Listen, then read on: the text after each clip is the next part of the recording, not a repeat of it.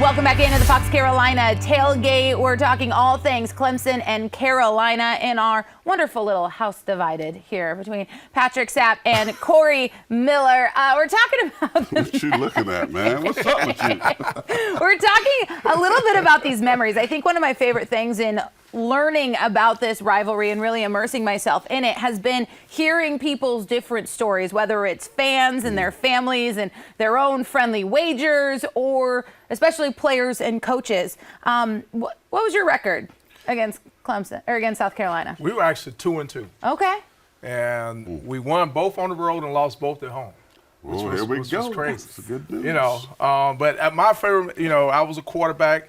I started as a true freshman against South Carolina my first year, and Steve Tannehill was also a true freshman starting for South Carolina. And it was a lot of talk about the freshman quarterbacks back and forth. And he got the best of us that day. South Carolina beat us at home. He had the mullet going, and he was swinging the golf club. And he was doing all this stuff in the Valley. Yeah. Fast forward, my senior year, I'm playing outside linebacker. I think we blew y'all out at home in Carolina during that time, but I ended up sacking the mullet during that game.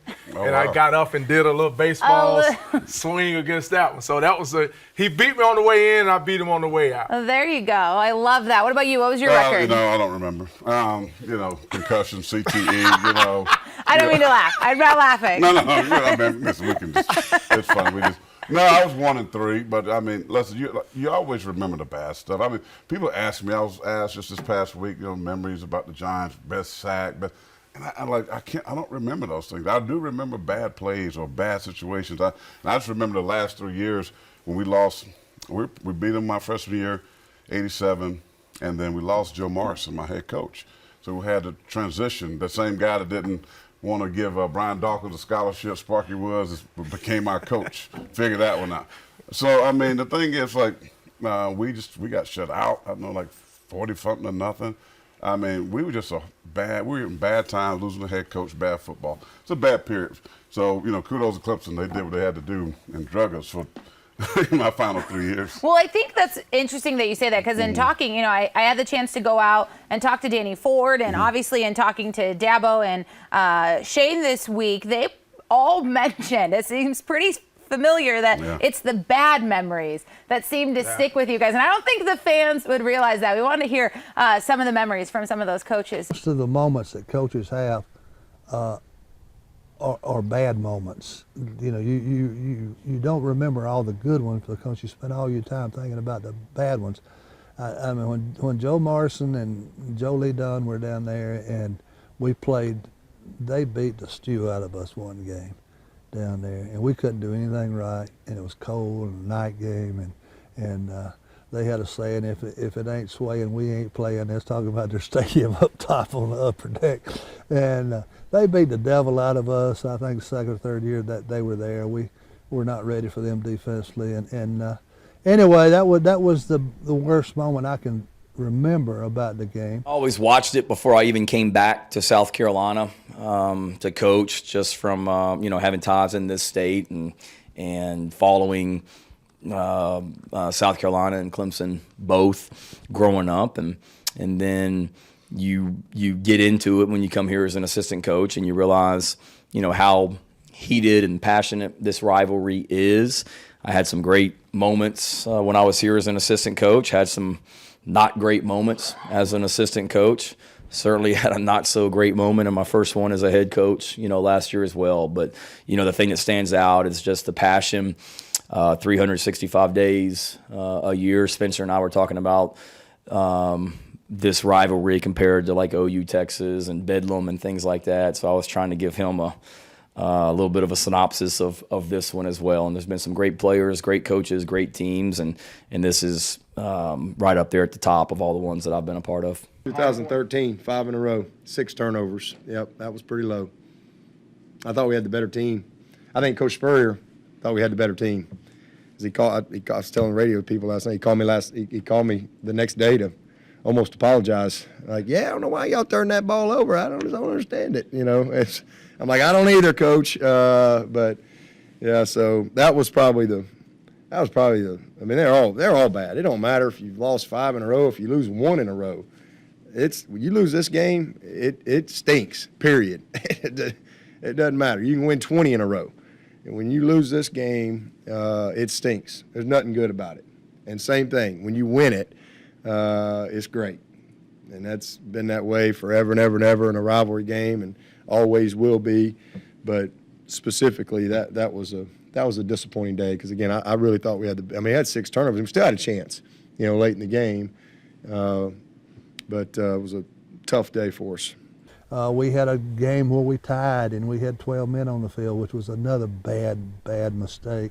And they missed an extra point, and they had 12 men on the field. They penalized, kicked it, and we ended up tying, I think, in that game. But and I know there's a lot of good moments. I know when they're in the 81 team, when they were the last team we had to play, I was glad to get that thing over with and hoping we wasn't going to blow it against our number 1 rival when we had a chance to go to the playoffs. I mean, not the playoffs, but the championship game. When you go to the Gamecock Club events and things like that during the springtime and summertime, you are reminded how important this game is to so many people also. It's special. I mean, it really is. It means a lot to a lot of people. So never gets old. And, we had the 1 year we missed with COVID. So this is it's a big deal to a lot of people. One of my favorite things, I think, has been learning from you guys kind of what happens behind the scenes, right? Mm-hmm. What it's really like to be a part of this, whether it's that you're actually friends with guys that are Gamecocks now, or, that it's those bad memories that stick with you. I think there's a lot that the fans don't realize because they get so wrapped up in this. Like, I am blown. Our newsroom alone, like, it is, talk about a house divided. It is split with those proud Gamecocks and those proud Tiger fans and alums. Yeah, as former players, we get along. We hate each other during the game, but after that, we're friends. So you guys aren't sitting together during the game? No, well, you know what? I would. Yeah, we would. We don't really. I don't go to the games. I mean, I'd rather be at the house, to be honest with you. But nah, I mean, it's like I talked about LeVon, P-Sab, Eddie Mack. We boys. I mean, it's all love. You know what I mean? Yeah. And really, the conversation we don't like when we're hanging out and where we at, Pennsylvania golf event. We're not really talking about Clemson, South Carolina. We talk about NFL ball more than anything. Yeah. But I would say, just my experience, the fans carry that passion probably 365 days a year. Whereas we are so conditioned as players to focus week by week that you really only start thinking about the rivalry during that week that you're playing.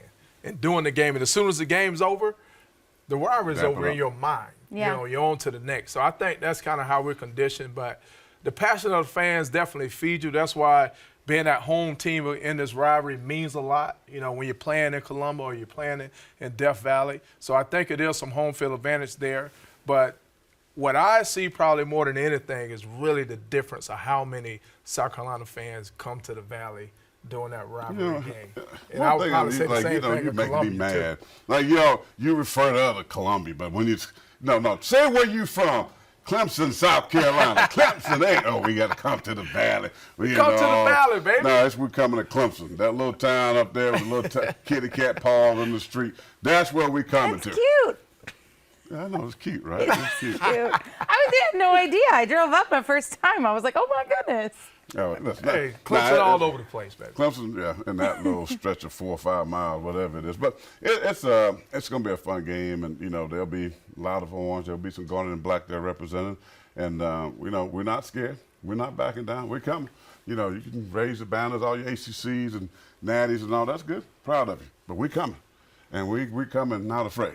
You've talked a lot this season about home field advantage. It's a lot. I mean, listen, it's hard. I mean, the crowd's going to be loud. I mean, Clemson they're right on top of you, and you cannot stand, that CLEM, whatever. SON. I mean, they don't even know how to spell that correctly, but, it's like, they get that going. I mean, you're in for a long day. So you got to control. That's why it's going to be imperative that this South Carolina team starts fast, take the crowd out of the game, and then you have a great chance to win. Well, when we come back after this, a last and final break, we'll get our final thoughts from these guys, as well as a little bit of a pregame speech from each of them. Stick with us. Oh, yeah.